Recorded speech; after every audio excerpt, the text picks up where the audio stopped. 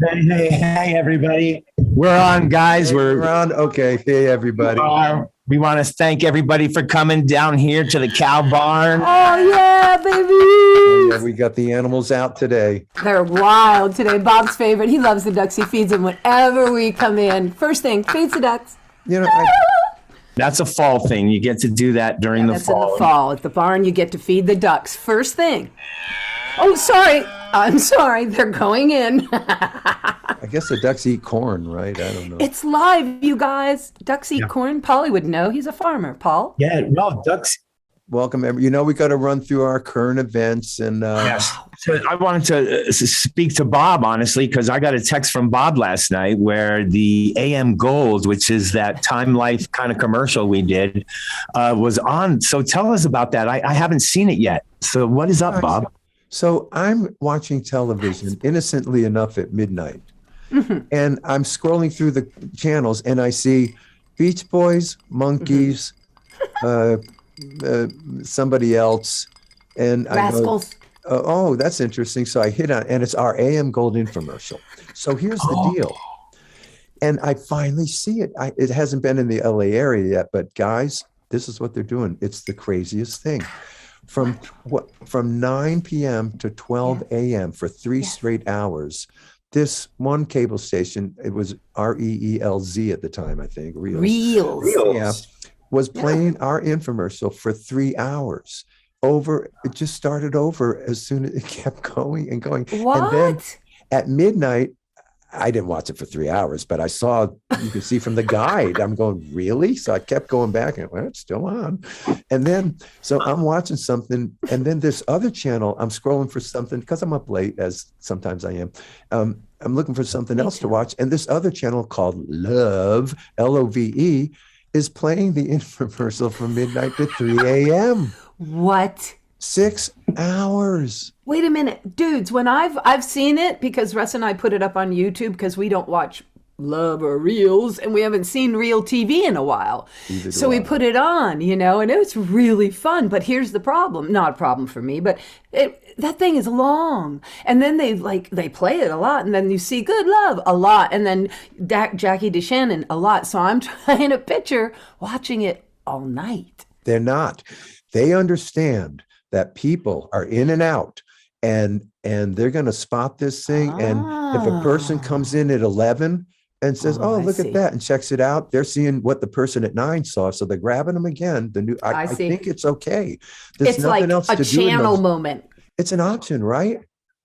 Yeah, it is an option. And what I'd like everybody out there who's seen this thing is to buy the CD. Look at it. If we can sell a bunch of these Time Life CDs, then we'll get to do the commercial again. Yeah, they'll have us back and we'll have different clothes and we'll be prepared and it won't have been COVID. And I have to say, I have to admit that the collection, not just because it's the collection of these songs on these, they look like 20 CDs, good Lord knows how many. You'll never have to download and organize this stuff again in your life. They did it for you. They're great. Honestly, when I get my copy, and I know I sound like the girl on the commercial, I'm going to put it in my truck and listen to it over and over and over again. Susan, you just referenced yourself in third person as the girl on the commercial. It is you.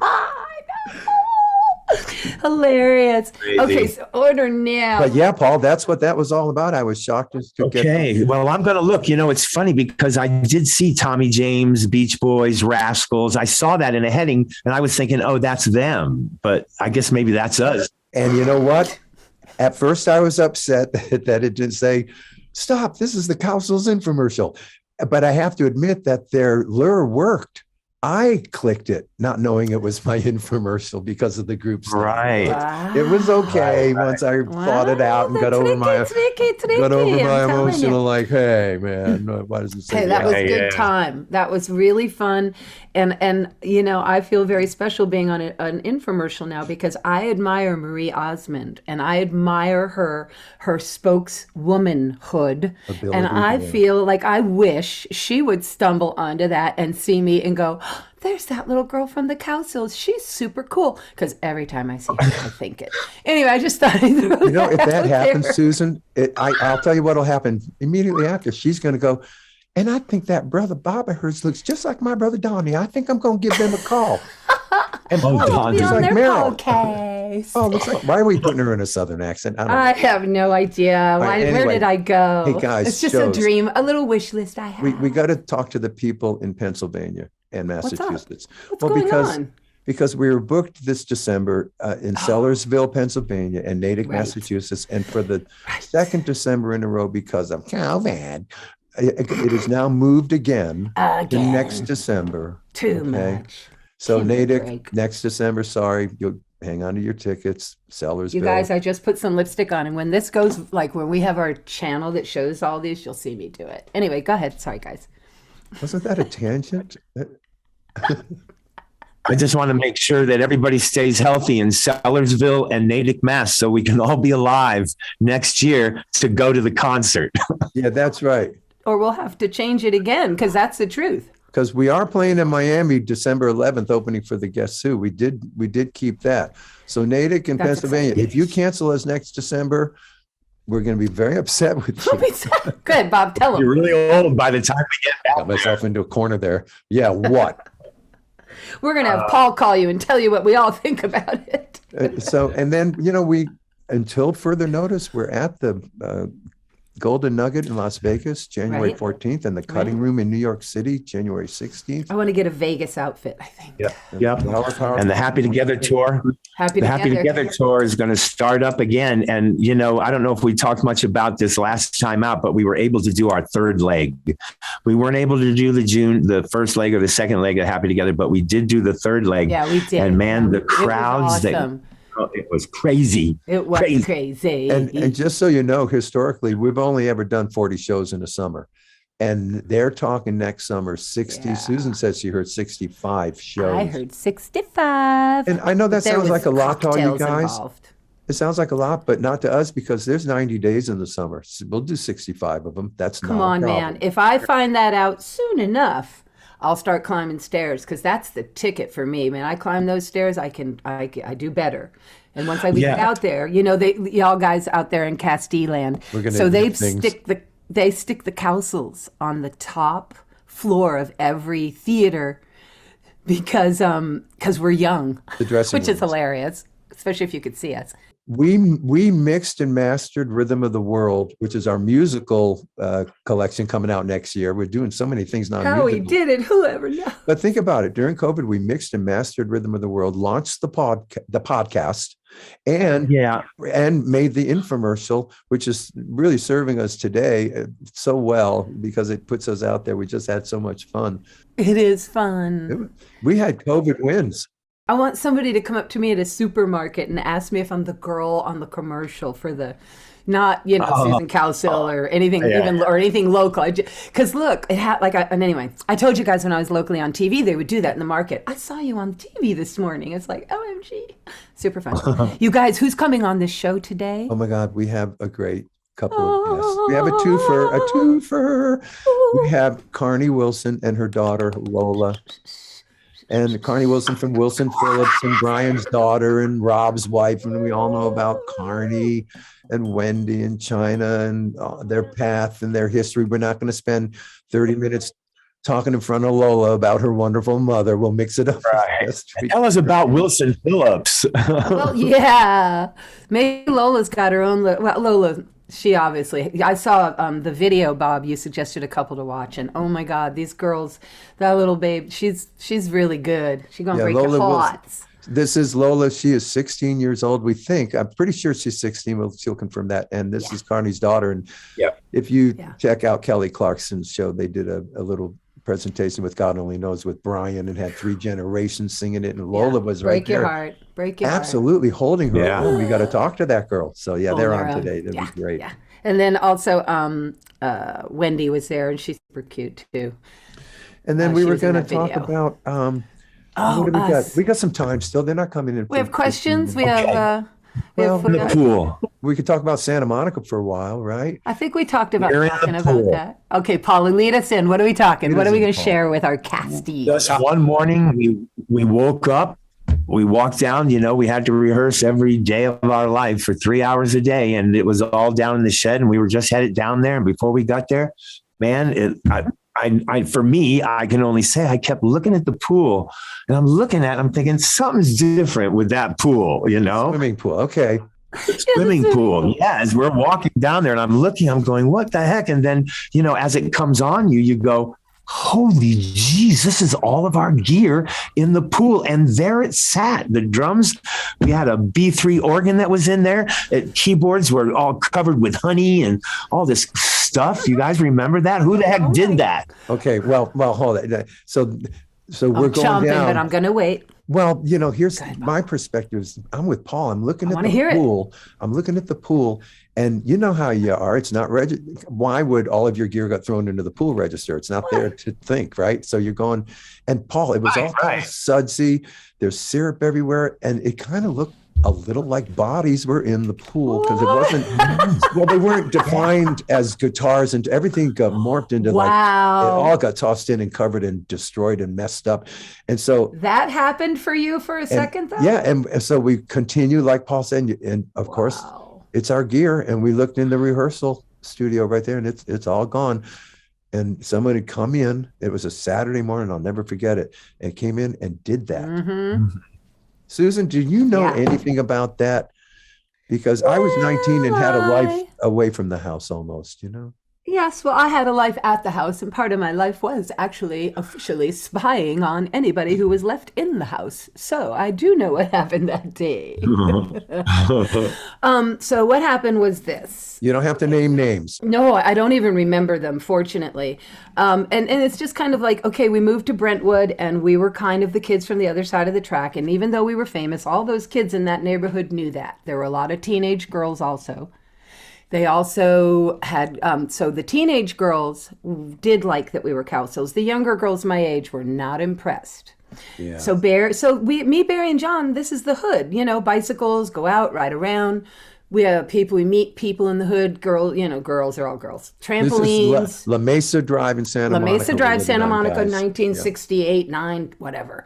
70, yeah. So I know for a fact that Barry and John are trying to make friends there. And I see Barry and John, I'll be riding my bike up and down La Mesa, and I see B and John in the yards with the neighbors talking to the chicks. Oh, okay. So they're kind of forming relationships like we're all supposed to do. In fact, they were real pushy about it at the house, about making friends in this particular neighborhood. So then I hear, while I'm just kind of hanging out outside Barry and John's door one night, I'm talking about how these girls are starting to get on their backs. Like they're feeling a little smothered, like they're not used to such access. Like if a girl's got a crush on them, this is what they were actually talking about. It was kind of interesting. They're just fans. They can go, no, but these chicks are like right up the door, and mom and dad are like, are you making friends? And they're like, easy does it. Okay. So then that kind of morphs into, let's just cut to the chase. Unhappy neighbor chicks, maybe refuted, love, lost, forlorn, but then comes in the fact that most of these girls already have boyfriends in the hood and everything. I heard a lot about that. So, because I did a lot of this, I'm not going to lie. That's what I did. It was great. And Susan, can I just say one thing? What? To bring people into the hood with us, as you call it. The hood, by the way, people, is our upscale, multi-million-dollar homes with children in them who our brothers, John and Barry, are making friends with. And that's the hood. The hood is Brentwood, okay? But it's just another hood to this little girl from the 5th Ward. Okay, so that's all it is to me. But yeah, that's the skinny. So bottom line is, what I heard after, okay, so I, of course, get up that say, okay, I'll tell the event and then I'll tell about my story.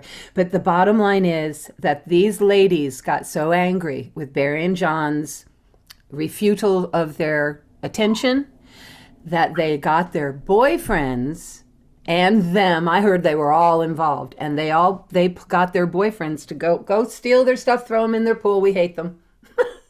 And it was literally just a kid's revenge, rich kid revenge. I'm sorry, but Bob mentioned we were an affluent little city at hood strip of land that was not my territory. I was a smart ass little kid from Newport. So you're telling us that unrequited attention cost us all of our equipment. It did. And so when I came down, I did not know what was going on, but I could tell you this. My first reaction was to, yay, we are not rehearsing today. It is Saturday. But B, the pool is messed up.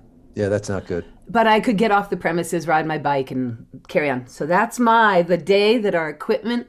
But wait, you guys, the organ that had the molasses or the syrup in it, and then there was like oatmeal put on top of it or something. Everything was that in the pool, or was that everything's in the pool? Everything.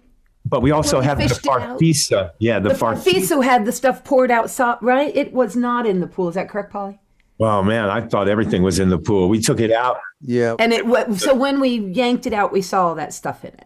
Oh God, you could tell once you got down there and got into this, like this is, and then you had to leave it because the cops are coming. But when we went back into the studio, oh God, the cops! That was so exciting. That's where the mess was. I mean, the syrup was everywhere. Of course, they're dragging this. Yeah, and that was a cute little cottage. Mom was trashing that. Anyway, man, Santa Monica House, that was a trippy place because, like, we went from Manhattan, where we were briefly after we left Rhode Island, and boy, you want to talk about culture shock for some kids.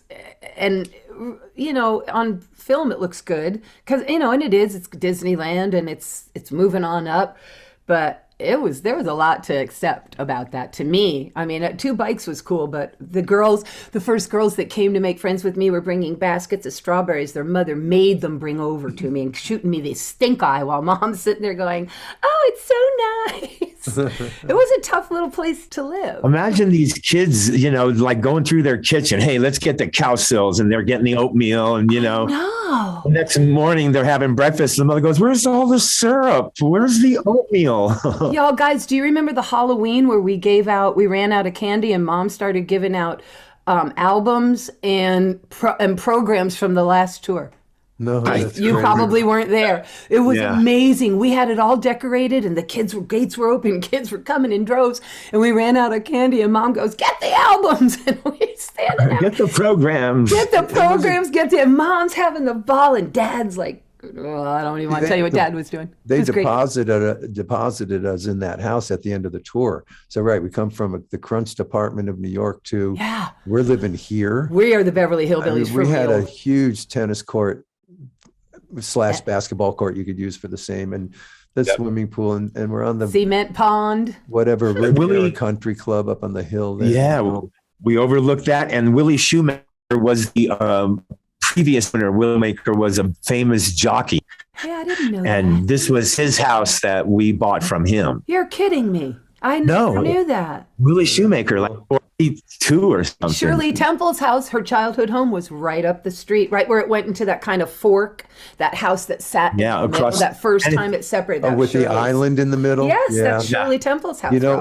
It's funny, really. Go ahead, Paul. And then real quick. I was just going to say, if you go across Sunset, right from so we took a left on Burlington, and then if you went right across, you would go right to OJ's house, right across Sunset. I did. When you're my age, you don't catch all this. You guys, guess what? I'm just reminding us in the cast fees 5 minutes before Carnie and Lola come. We're going to be ready for their entry. I know. I just wanted to say it because sometimes I'm not. And then I wanted to text her and see what she was wearing and ask her a bunch of stuff. I told them that this was a audio only podcast and they could keep their sweats on. Okay, did you? Well, I wore a big sweater because I'm feeling sweats. We'll see. We'll be fine. This is all good. Okay, what else? Oh, can I? And so Rob, her husband, is kind of her manager as well. Rob, her husband, Biglio, who we want to have on as a guest, by the way, guys. This guy's career is itself, but he's her husband, and he's kind of produced a lot of her work, even, and some of the kids. Okay, yeah. Oh, Christmas music. Carnie's a big Christmas music lady. I see. They did that. They had a Santa hit, the girls did, and then she's got a couple. Yeah, their version of Hey Santa is a killer. It's right up. Killer. We have that in common. We have a lot in common, The family thing is crazy. We're just going to let it flow and just everyone jump in now. Don't be shy, I'm very shy, and I see her every year at the Wild Honey autistic benefit thing. Oh, good. But it'll be awesome. Anybody other fond memories of Santa Monica House? I know. I have one memory of that. Go ahead. I'd love to hear from you. Well, you said where the hotel. The Mesa Drive goes left and right, but comes back on the other side of this island that's elevated about 2 feet or however many feet, 1 foot. Anyway, I was coming home one night. I was very tired in my blue GTO, and I was coming, and that's where you got to go around that thing and make a left-hand turn. Just come down to the house and you're home. I'm on La Mesa Drive. So I'm so tired. I fall asleep. This is true. I fall asleep just before that island. And the car hops up and it's stuck up there. Now I'm on there like a turtle with its legs in the air because all the wheels aren't touching the street. And I'm not going to make. Now, look. You're upside down? No. The belly of the car is just landed on the island. And now my arms and legs are left and right, and I can't run anymore. So I had to walk home, which took 5 minutes. I'm on La Mesa Drive. And I just said, I'm going to deal with this tomorrow. There's nothing I can do. And You're really brave, it turns out. Go ahead. I'm 19. I've about had it probably with everything by this time. I screw the car. But anyway, I get on, and I had to get the tow truck the next day to tow it off of that freaking median. And all it did was land there and get air kind of wheel borne in the air. It didn't get injured. It woke me up immediately, of course. Boom, I would like to point something out. That's an amazing memory, and I'd like to make an observation on your story, is that at that time in our lives, I think it is fair to say that Bob is one of the only Cowsill boys that could say that he actually just fell asleep on the way home, and it's true. At the wheel, I've done it. That he was not having a night out. He had not been somewhere doing something he shouldn't. He wasn't drinking, nothing he shouldn't do. He was Bob. He literally fell asleep. If any one of the other guys had tried to roll that out, I think we all would have had a chuckle. Well, it's interesting because that island was a part of my life. I had the Challenger 440 RT. You did. And I was thinking I was running from cops, and I shut my lights off and I turned left on there and then sat right beside that island in the dark. Okay. What I accidentally did was I was rolling forward and I thought I was throwing it into park, and I threw it into reverse. Oh. The whole car just died. It didn't go in reverse. It didn't do anything. Oh my God. Car was dead. And so now I get out and I walk home. I don't want to tell anybody. I did that walk. Yeah. Shame. I get up early. I go down there. I get in the car. I put the key in and it started up. Oh, you're lucky. Oh, so you never had to report in? No, I didn't. Well, one time I was out in my purple banana seat bike riding double with Corwin Travers, which was an absolute no-no. You were not to ride double ever on a bike. And if so, you're going down. And unfortunately, one of my brothers, who will rename nameless, saw me in passing and did not report me at that moment, but held it over my head for many months. So I had my own little reckless moment on La Mesa Drive as well that, I ran home too, praying I wasn't going to get popped. Yeah, but Bob, so you got to get a tow truck. Did you handle all that yourself? I mean, did Dad find out about that car need the tow truck? Isn't that incredible? I wasn't going to be able to handle that. Yeah. But did you get in trouble? No. See, what is up with this? Oh no, I got an attitude, but whatever. By this time, by the Santa Monica house, guys, things are a little more calm than living, growing up. Yeah, for some Look of at that us. name. The name alone, Carnie Wilson. Oh my gosh, she's here. I love it. Name is a reaction that, and there's she. Oh my Hey, Carnie. Hi. Hi, everybody. Hi, Lola's Carnie. joining us now. Lola's here. Come on, Lola. Lola. Good. I mean, hey Lola, there she is. Hi, honey. Hi. Hi. How are you all? Oh, we're We're good. We're just all happy to be here and happy that you even said yes to visit with us. Oh, it's our pleasure. How cool that was. We're so excited to have you. Of course, we see each other once a year when times are normal at that old Wild Honey. Hopefully again soon. But All right, Carnie and Lola, we have lots of questions. Okay. yeah, I'm afraid so. Are you guys ready? Do you have water? Lola- Do you have oxygen? You Got it all. got No, snacks? Yes. Lola, just bear with us when we're talking about your mom and how Yeah. awesome she is and Yeah. wonderful. Just hang Because tight. We know about that. I mean, we all have people in our lives where they say, "Oh, you're so amazing. You've done incredible things." And we also have the people that go, "Did they know you're not that great?" And so we all know about that. And guess what, Lola? My brothers act like I'm not around most of the time anyway, too. So trust me, we're going to get to you. I will personally make sure of that because I know that feeling. Okay, cool. I'm glad we covered this. Listen, this is Family 101 right off the bat. Hey, be quiet, Susan. Oh, yeah, exactly. Oh, did you call my name? You know my name. This is lovely. Look, even now. So, I have a question, which is what actually made me reach out to the two of you initially, because I'm watching Kelly Clarkson, okay, that show you did, and the God Only Knows, and the 3 generations of Wilsons, and I cannot stop seeing Lola standing there at, are you 16? Yes, I'm 16. Okay, at 16, which they said, and I said, okay, 16, because Lola, now I want to just quickly share a quick story with you. I was 16 when I first sang with my mother. Okay. Now, my truncated, quick one paragraph of how that happened was when I was 14 and 15, me and my brothers were signed to 2 record labels, put out 3 singles, and were dropped from both labels.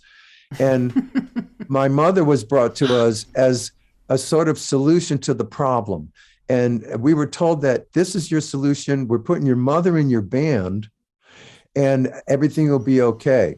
Now, everything was. But the day that happened, this was a disaster. Okay, Lola, this was the worst news these teenage boys could be dealt. But that was backwards from their scene, right? We're going to get to their scene. I'm just saying how it was for me at 16, singing with my mother. Now, right, if you wouldn't mind telling us, how do you find yourself on the Kelly Clarkson show singing that song with your mother and your grandfather?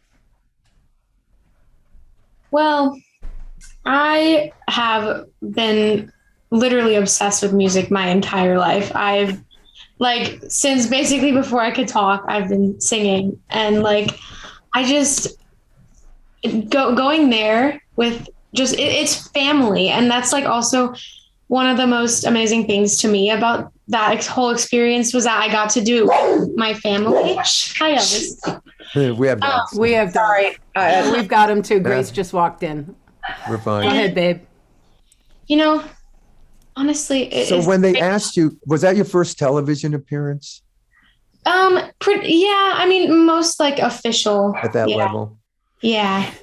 So I'm listening, I'm hearing you, and you're saying it's like family, for you. So for you on account of you came up like you did, that moment is all one thing, right? The singing, the moment, the mom, the kid, my family. Because if anybody relates to that, it's us. Because quite honestly, the only reason we are a band is to hang out with each other. We know we're not going to make any money. We know we're not going to, we come into it, that's not the motive, so we really get that. Yeah. Yeah. Cool. Well, she was asked by the Kelly Clarkson musical director, Jason Halbert, to join us because he watches when we do a live Instagram thing. Mm-hmm. He tunes in, and he said, I've been watching Lola, and what do you think about having her join? And I was flipped out immediately. So that's how she got on the show, was that they invited her, which is amazing. There's nothing wrong with a mom saying, hey, my daughter's a great singer. Can she come along? We've been singing together, which we've been doing more and more of, but it was really amazing when they invited her. So I knew that it was. I was so honored. I was just yes, of course. Look, you look so composed too. Oh, I'm getting nervous thinking about it. Oh God, Lola, you killed it. You killed it. I got to tell you something. It was really great. Yeah. So Carnie, you are raised by famous parents. Uh-huh. Lola is being raised by you and Rob, famous parents. And I know that you've credited your mom, Carnie, as being a kind of a stabilizer in the life of chaos that swirled. And chaos can be good. I mean, chaos can be fun. Chaos can be bad. But chaos is there. And you credit your mom. Did that help you? And Lola, do you credit your mom with are you ground? You seem so grounded. You're 3rd generation of chaos. You're supposed to be really messed up. We know. Yeah, I know. Rob and I made a real conscious effort, and just due to enough therapy, sobriety, accountability, growth, evolving over the years, sort of stopped that cycle, which is great because we want to give our children the very best that we can. I think all parents have that intention, but circumstances, you just can't. It's hard because I thought about this the other day. I was thinking, my dad has people have given him so many excuses. It's like, because he's brilliant, because he's given such a gift of music, because he has enriched our lives, there's almost a forgiveness. Okay, you weren't a great father. We understand there was a lot going on, but I'm the daughter that didn't have that father. Right. And I will always feel a hole there. But I also have to know that he did what he was capable of. And there's only so much you can feel sad about or like deprived of before you start feeling like shit. And you don't want to feel like shit. You want to enjoy life. And you say, okay, he's still going. He's had so many hurdles, tons of personal demons. Oh, yeah. And my mom, who is the person, and this is to answer your question. Yeah, she's a saving grace. I mean, she taught me everything. And believe it or not, my father taught me a lot too. So Rob and I try to pass down not only our personal experience, but sort of, just love is the most important thing, and encouragement, and, no shaming, just support and love. And that's what these kids have had, mixed with being strict too, because we're pretty strict in certain areas. Sounds like our crew. Yeah. Yeah. Well, Lola, so you're a young child. Okay. Now, probably by the age of a year and 2 months, you're aware of that music is a big part of the life you're going to be in. At what age? I mean, because look, I mean, with us, it was 7. Okay. We have our answers. I'm dying to know. At what age did you feel that you were going to be able to do this, wanted to do it, and it wasn't because of who you are and where you came from and who your parents and grandparents are? You figured, I can do this, because if you do, then just the way your mom had to probably at times prove I'm not the Beach Boys or the Moms and Papas, you would probably have to prove I'm not Wilson and Phillips. So are you embarking on a career, do you think? Or are you hooking up with cousins, friends? What's going on? Well, I have definitely gone out of my shell a lot more. I mean, I've loved singing. I mean, even if it's just walking around the house, there's I say this all the time. There is always a song in my head. I can't remember a time in my whole life, in my conscious, memory, maybe after 3 or I don't know, but that there's always a song in my head, not a moment without. And I've always loved singing, but when I was a lot younger, it was hard for me to get over the hurdle of being really shy and sharing my voice. And I could barely sing in front of my parents, because not even because of judgment, just because my perfectionism, being a perfectionist, I wanted to sing the best that I could for them. Wow. So getting older, it's been amazing, because I'm very proud that I am able to I was able to get past that. And now I share my voice, and I love singing for anybody now. And in the car on the way back from Kelly Clarkson, she looked at me and she goes, I wasn't nervous at all. I know this is what I want to do. And as a parent, when you see your child or hear your child, it doesn't matter if she had, gotten a doll and said, I want to open this doll up and be a surgeon. That's what I want to do, Mom. I would be just as thrilled. But the fact that it was the music, that's a whole other heart busting open stuff. Oh my, it's heart busting open is right, because on Kelly Clarkson, if you listen to that performance that God Only Knows, just listen to the very last line where you 3 in unison sing God Only Knows. Yeah, it's killing it. That's the DNA blend right there. And I want you to go into the chapel, the 3 of you, right there and then. That's the song. I know. No, you hear it, Susan. You hear it. Oh, I heard it. Are there plans to record this multi-generational business? Carnie, can you and Lola and Aunt Wendy? I mean, your blend was amazing. Are there any thoughts at all about recording? There are. Yeah, we've been talking about it, and it's just so cool. The great thing is we have so much creative freedom right now. We have so much freedom as artists. I mean, we might not be making any fucking money, but it's doing what we love. But it's doing what we love, and the creative freedom to record what you want. release what you want Yes. and get it out the way you want to in the form that you want is such a great freedom and power to have, not having these huge record companies hovering over you saying, that's the single, you have to do this, this, and this. I'm so glad that's done. And I'm so glad that I got to do it. And I know that no matter what Lola does, if she's performing in front of 25 people at a cafe, or she gets on TV and performs in front of millions of people, she will put the exact same effort and passion into that performance. End of story, because she's born to do this. It's just like she's born my to do favorite thing in the world. I always say, like, singing and music, and that is my therapy. No, it literally is. I like, understand that. I don't think you understand. Like she was whistling like a really great whistler at 3. And she would whistle like not only pretty funny looking. I want to see that. Right, to see a 3-year-old like totally doing professional whistling. Yes, I'd like. It was like she was doing Celine Dion. I see Carnie, the mother. Come and look at this kid whistle. Look at my kid whistle. But I don't believe this kid. I would hysterically laugh because she would whistle like Celine Dion songs and whatever was playing. But not only would she whistle so clearly and loudly, it was so on key. Then with vibrato with the whistle. It was like, what is happening here? This kid is just. If I'm not singing, I'm whistling. I know. I love this. Your kids are gonna love you or hate you. I sing when I'm happy. I sing when I'm sad. I sing when I'm excited. I sing when I'm angry. Oh my God! God help the people around you.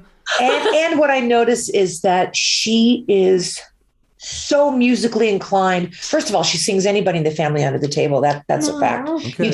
You do. She does. She just does. But she's been taking lessons and doing this Italian, breathing theory, and she's really learning how to sing louder and out. But what was my point? Oh shoot, I forgot what I was going to say. Oh, you and Polly. Polly's got one. He's got something. Polly, what do you got? Well, if I can remember my point. No, I was just going to say, Lola, that I think it's going to be a really beautiful thing for you, because the craziness and the pains and all the stuff that should never be a part of music, but for whatever reason, when you're trying to be a musical entity, all of a sudden the love and the fun, they go away at a point. And the situation you're in here, your mom is saying, we're going to change this with me. We're changing this. We're not going to put crazy on you. We're not going to, put you down before you even get going up.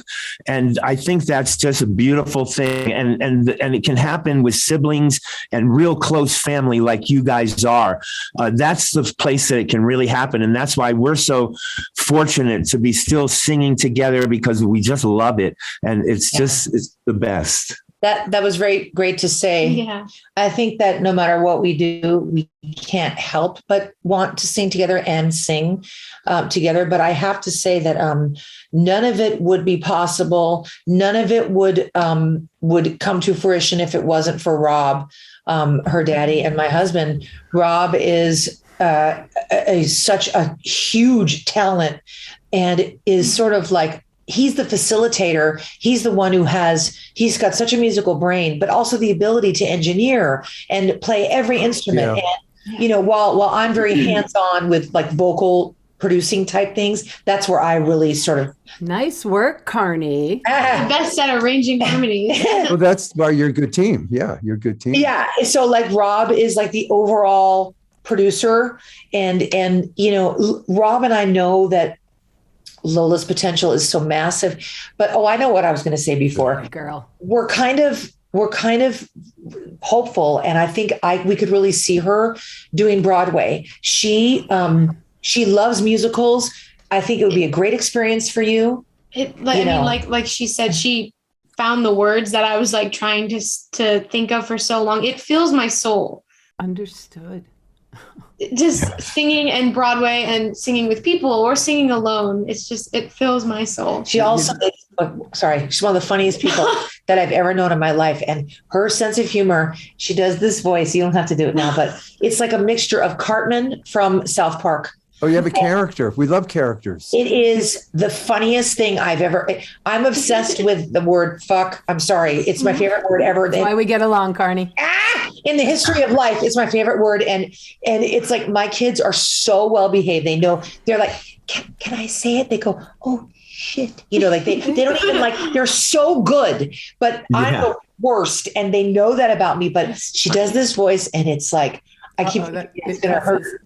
It is. And she does this voice with the Carmen and she says, what the fuck? And it's with this voice. And I make her do it every you can hear single day. And make sure you get that. Make sure you get that in one of your tracks there, Lola. Oh, I will. Because she sings, she tries to sing with that voice. And I pee in my pants laughing. I can't. Are you a songwriter, Lola? Are you a songwriter? Oh my goodness. I hope to be. I mean, I've been finding it's always been hard for me because I just have so many different ideas. I can't like center it to one like concept for a song. I mean, you know, songs don't have to be centered around one thing. Yeah. You could be a co-writer.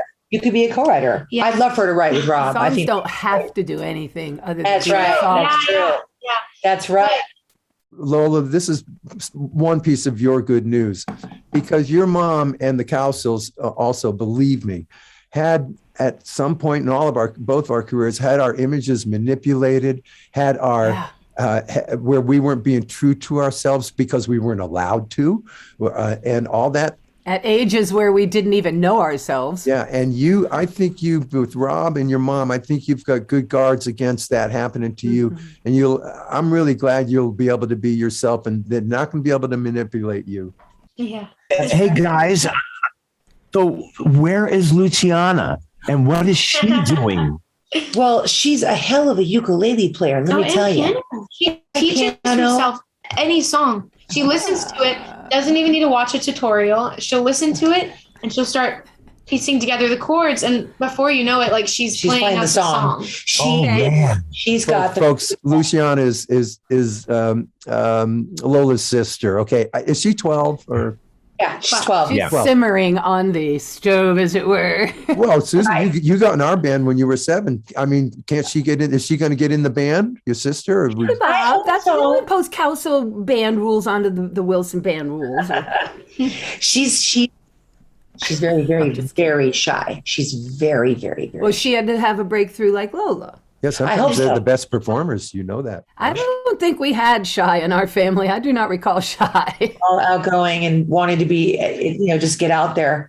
She is a massive talent, plays any instrument you hand her, like her dad. I really find a very big similarity, even in their personalities too. Lola's just like me. Lucy's a lot like Rob. But I think when you give her a vehicle and it's not a threatening space, and as she gets older and matures, I think she's going to come out of her shell. But last night she goes, I forgot I had a ukulele. What do you want me to play? So, we played the Billie Eilish song. That's awesome. All right, there you go. Yeah. You could do that. Can I?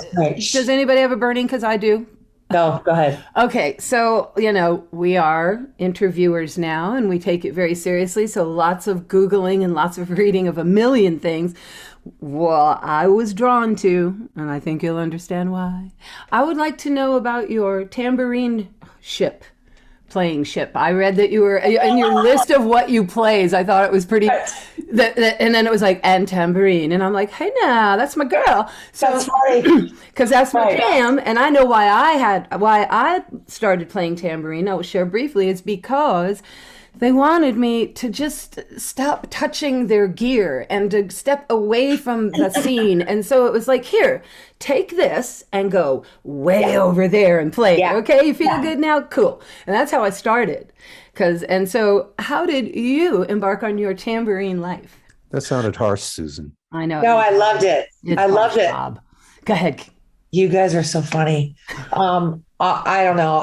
I'm not like this great tambourine player at all, but I have pretty good rhythm. The only thing I'm working on is that like when I sing, I have to just kind of feel the rhythm as I sing. That's why I'm always amazed by piano players and guitar players that can actually sing and play. Bass players that can sing and play. Right. There's a little divide for me, but I play the tambourine on, I think, all of our records, but just, there's just something about that and just that sort of like rhythmic thing that I really good. play. Yeah. And, and then like just on stage, I like to have the tambourine. I think it just adds just the glimmer and also like in a song, when I hear a cowbell or I hear a tambourine, it really gets me like, every time we listen to Michael Jackson or she points out, she's like, do you hear that cowbell right there? I love the cowbell. Love cowbells and tambourines and percussion. I love percussion. Yeah. It's percussion.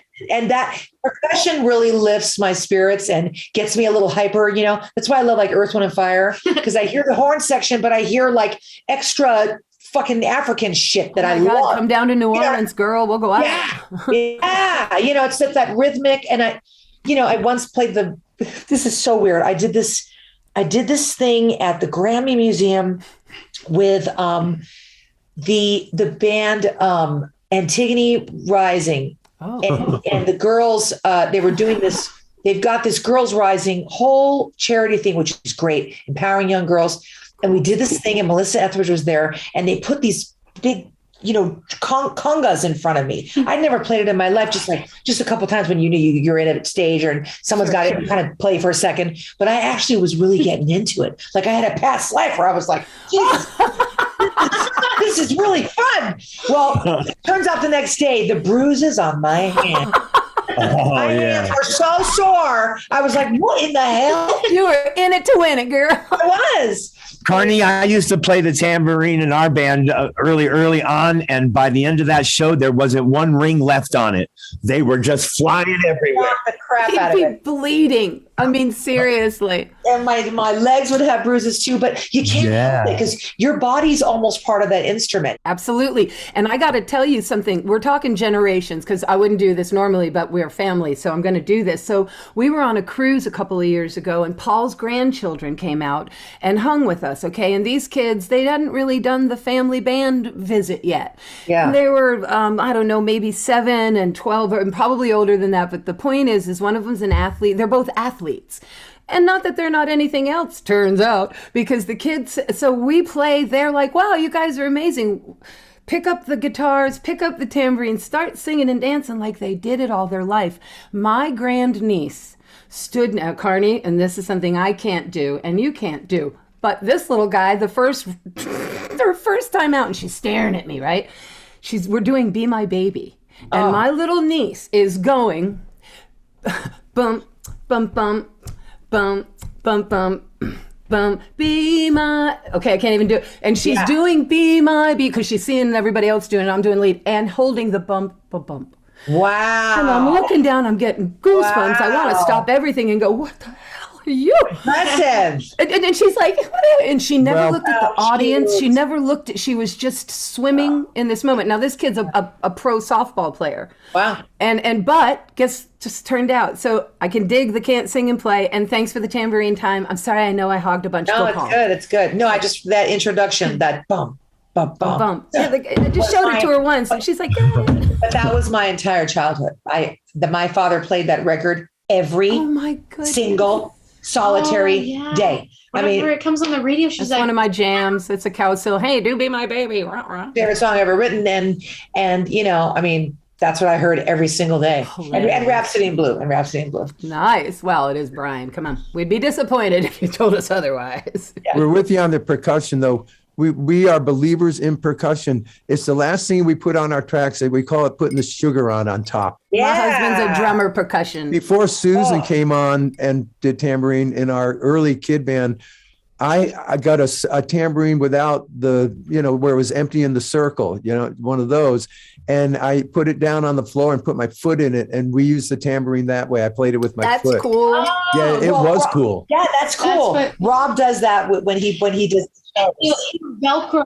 Rob does that? Yeah. He'll take a little Velcro and he'll put it on the toe of his Converse and he'll put a little shaker on it and tap his foot. Oh, that's about as smart as you can get. I know. Rob must have seen me in concert or something one day. I guess I don't know. That's funny. Right. Hey, talking about Rob, we are going to have Rob on as a guest next month. He said he would do it. Would he do it? Oh, he said he would. Yeah, he said he would. Of course he will. Excellent. Paul's got something. I see him. I'm not sure if I'm Brady pointing right. Brady Bunch. I live in Oregon, and I hear you have a bakery in Oregon. It's very, very pretty up there. Yes. Wow. Yeah. We have a production facility in Sherwood. Yep. Just next to, Tualatin. Yep. And Love Bites is, we almost didn't make it through COVID, but we did. We made it. And we're very lucky. We've gotten into the school systems now. We're making some cookies.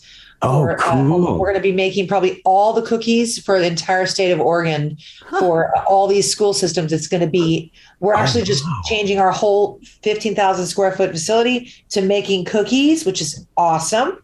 Awesome. Lots of big plans there, but it's been a struggle and it's been a joy. So we had a cafe, we did close it, and we're just making a bunch of cookies. That's what we're doing. Lola, hey, so Lola, let me ask you, you can answer it for me, because this is something that, are they still selling those lemon marshmallow cakes? Do you know what I'm talking about? You had a lemon cake, you made it for Kelly, I think, and it had this marshmallow frosting, and I'm watching you make that, and I'm going, that's got to be a big seller. That's got to be a big seller. Is it? Do you still make that, or was that a special one-off? No, those are part of the pound cake line, and everything. Those are all on hold, and that is because it's cookie. Well, it's cookies now, but next year we'll be able to go back to cheesecakes and pound cakes and brownies for the markets. So we've got our bags. It's kind of like we're doing like just a little bit at a time. We're not putting, we had to go from the ground up now, and so, but that will come back. And oh my God, I love making pound cakes. That's like my guys. This is Carnie's Love Bites. That's what they're called, right? Love Bites, love that. Love Bites by Carnie. Yeah. Because you say lemon and marshmallow to me, and I don't care. Carnie, Smarnie, man, who does this? I want to find out about this. Barney's Love Bites. I'm on in. Right. I love marshmallow. Oh my God, I would add marshmallow to every dessert that I ever make. Peanut butter and marshmallow sandwiches. Or just hello marshmallow out of the bag thing. That has started happening. Do not buy marshmallows. Do not have a bag of marshmallows, because guess what? They're so good. Just go away. Enjoy your fluff and peanut butter. Third again, enough of another fluffer nutter. Oh, right. Dun, dun, dun, dun. Hey, you're a baby. You know what? I found out when you were born. You're just a little kid. Who, Lola? Carnie. I thought we were saying. I'm 53. I thought we were. I don't know why. I don't know. And then you were like, she's born. I had my second hit record. I was like, oh my God, I'm an old woman. No. Yes, I am. Lola, here's a big difference between you and me. When I was born, they threw me, I was in a naval hospital. They threw me into an oxygen tank for 2 weeks. Oh. When you were born, they announced it on Entertainment Tonight. They did. True that. It was like a big deal. It's like, okay, Lola was born. Okay. But I had to laugh at the difference. I said, look, her birth announced on a TV show, man. I'm like in an oxygen tank. It was like the little baby Jesus being born. Oh my God. Okay, I want to, please, can I ask Carnie a question, please? Go ahead. Yes. Carnie. Yeah. You are a bucket list. My bucket list often is life. I wanted a flower shop. You got a cookie place. That's cool. You got to host a TV show. Yeah. And I'm just so envious of that moment. And so just real quick, was it the coolest thing or was it not so much and you thought it would be an eh? Okay, so I hosted the Newlywed Game and my own talk show. So if you're talking about the talk show, okay, because those were very. You got an award for the Newlywed Game. I was nominated for an Emmy. Oh, okay, right, but I didn't win. Wow. But yes, yeah, but that was your show when you were you. I loved Carnie. you. Thank you. Well, I was 25, so I was younger and very excited. I moved to New York to do it, Connecticut, and I drove into the city 3 days a week, and it was like, telepictures. It was syndicated nationally, and it was cool. You had great energy. It was kind of crazy. It was like, I'm sure it was. It was the 80s. Yeah, it was. Well, it was 94 and 95. Oh, was it? Yeah, was it that and way? then it was like, the subjects were like, I used to be a flat chest, and now I'm an F. Oh no! Oh yeah, you were. Oh yeah. I don't know how much you can really do with that, but Well, maybe now would be. Now would be funner, I guess, because you could kind of create. Now we tend to be able to create our own things. I mean, heck, you don't even need a network, right? No, you because don't. I thought you were really good at it, and you were really natural. Thank you. And yeah, everything was dumb. I'm glad I did it. I got to really learn a teleprompter. Carnie, did you enjoy it enough where your right arm possibly started shaking as you approached the phone to call the Jeopardy people to say, "Give me a shot"? No, I Good just, question. I wouldn't do that. Okay. I'm not smart enough. Oh, dang it. Bob, you should have called her. It's not. Host the Wheel of Fortune. The Wheel of Fortune. Wheel of Fortune would be a lot of fun. She's just good. You're just a good. You have to be smart as a contestant, not as a No, host. I know, but you got to know what the hell you're reading, and I don't know what the fuck these No, words you are. don't, man. Look at. You I gotta be sang in Italian. I had no idea what I was singing. Nobody knows. And Lola, this could happen to you someday. So listen to this, Carnie. You know how, let's say when Hold On was in Bridesmaids. I mean, and I'm only asking this because this happens to us all the time. I mean, David Letterman made fun of us all the time by saying, "And now, ladies and gentlemen, the man who thought the music industry would not be the same since the Cowsills retired." So I thought, like in Bridesmaid, they're going to kind of make fun of you, but Hold On's going to get another whole life from it, right? So we kind of had that in common because we had this Rain in the Park and other things in Jim Carrey's Dumb and Dumber Oh yeah, movie. Dumb and Dumber. But it's like you get made fun of, but in a way it's good. It's the weirdest experience. David Letterman's ragging on us on national television. We're going, "Hey, David Letterman says the music," when we know He said our name. Any press is good press. Fun of Go, us. Carnie. Yes, that's totally awesome. I mean, if it wasn't relevant or didn't mean anything, they wouldn't say anything. It's absolutely the most flattering thing ever. And, I mean, it is a funny position to it is a be funny made. position. I want to say Yeah. that song. I swear, and you can ask Hold On. around. Yes, around here, I have been. It's resurged in my head through the COVID year. It just did. That's all. And then I just recently found out, and correct me if I'm wrong, and read something false, but it was written loosely around sobriety or something of that. Is that correct? Yeah, it was. Yeah. I mean, it's just a good Susan, it was survivor. written by Chynna and Glenn Ballard. Now, Glenn Ballard. Oh, okay. Okay, listen now, Lola.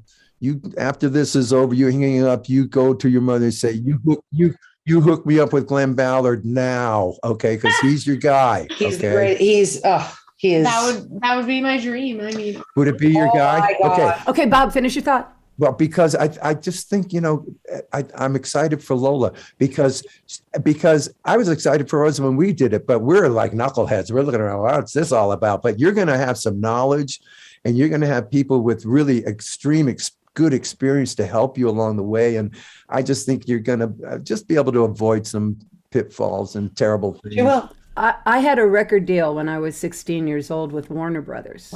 I was an emancipated minor living on my own, actually with my boyfriend, who was my manager. And I had just come out of the Cowsills, and I had no idea who I was musically. I had nobody to really help me figure that out. I had been the little kid from the Cowsills, and I had a 4-sided singles deal. And they were trying to create something out of me because I wasn't formed yet and I didn't have any guidance and I didn't have what you have. And I made a couple of singles and they were cute and fun, but it was just a way for me to keep moving along. And I bring it up, I wasn't gonna, but I can't help it because he keeps just saying this. Your world is so incredibly, beautifully different. Yeah. And it just brings obviously a lot of joy to us to experience that through you, Carnie. But it touches spots in us, obviously. And then I'm sitting there going, I remember my record. I remember my solo career at 16. I am so happy that yours will be what it will be. In a sentence, it's this. The Cowsills generation of musicians and bands were the firstborn. We called ourselves the firstborn. We're going to suffer. We're going to lose our money. We're going to be taken advantage of. We're going to be it's just not good. And then the next generation is your mom. Now they did better because of our generation. And you're going to be the third generation. Now we're really learning how to put this together. Nobody gets to screw Take care of ourselves, take care of your money, have smart people around you. It's very exciting now for people. And we're real happy about that. And I think one of the most important things for a young person is that, like, the whole deal. I just watched a documentary, y'all guys, heads up for everybody, boy band, the story of Lou Pearlman.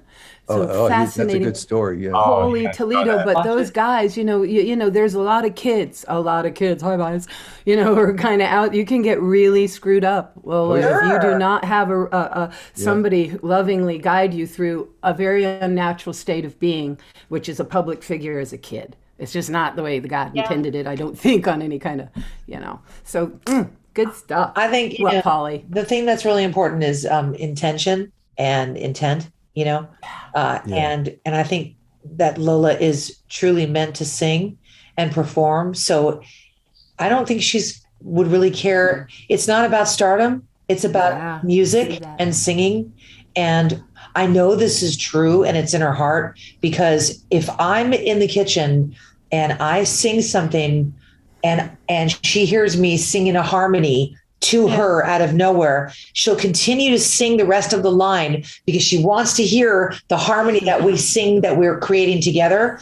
And it's very subtle, and not everybody's going to understand what I'm saying. I know you will. I am. But it really is incredible to know that the love of music, and it was passed down to her, and also, like, it's not just like, oh, I don't want to do it anymore, Rob doesn't want to do it, we're gonna like shove Lola into this field and say, go fly. It's more like we have the opportunity to maybe do something with her, which is very satisfying. We sang Blue by You on a little Instagram thing. Rob played the electric guitar. We sang Blue by You because I love Linda Ronstadt and I wanted Lola. I was dying for Lola to sing. I want Lola to sing. Linda Ronstadt and Joni Mitchell. Yeah. Those are the two I want her to sing. Can I vote for Carly Simon? God, I love her so much. Please.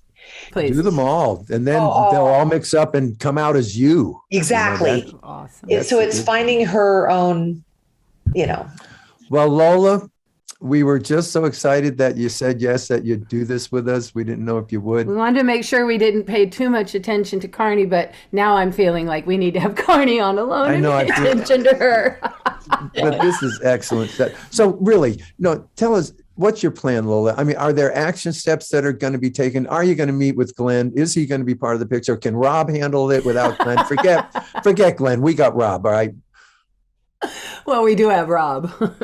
I really hope to get more into songwriting, because right now it's more like just finding my way with, like, finding the music that I really like and sort of taking inspiration from that and start going on my own and creating my own music.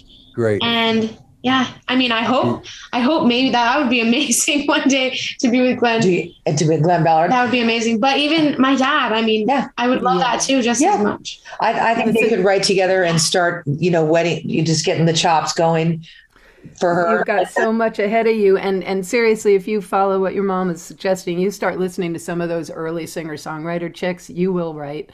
I didn't write my first song till I was 32. Wow. I didn't start playing guitar till I was in my 30s. Wow. Okay. I was listening the whole time. The first one came out, a perfect pop song, the Rain song. It's like, well, that was easy.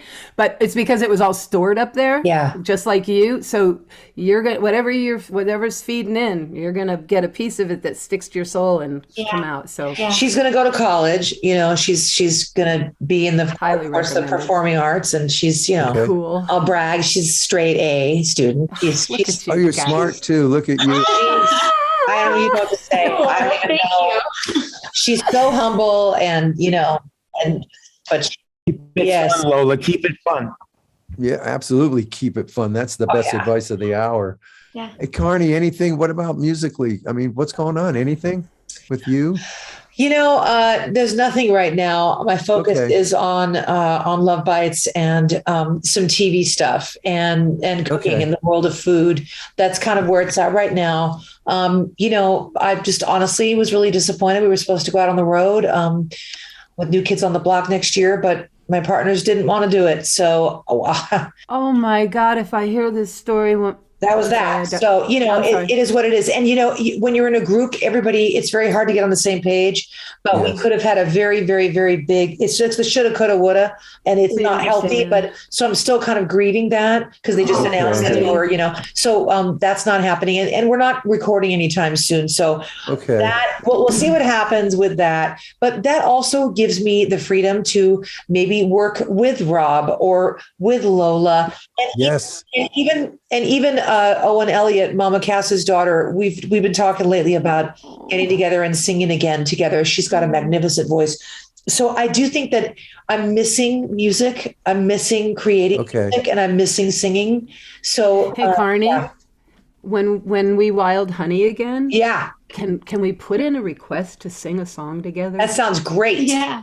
Yes. Because we've never done that. Let's do like a fucking three. Let's do Talk to Jenksy. Talk to Jenksy. Let's do like God, I'm missing it. Linda and Dolly. Oh, Emmy, Linda, and Dolly. And dudes, my brothers have never come to the honey. Bob's done it singularly like me, but we've never had a Cowsill honey. Did it once. But anyway, I always wanted to say that to you and me because, God, your voice, man. No, your voice. Oh, no, her voice. Your mom's voice, Lola. Polly, what?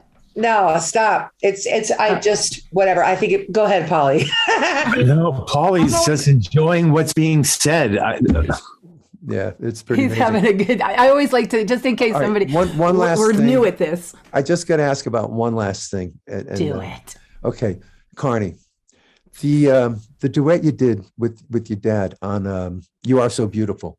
Okay. Oh. Now, you two went into the studio. I mean, who produced that track? That's a dead serious track. That's like unbelievably serious.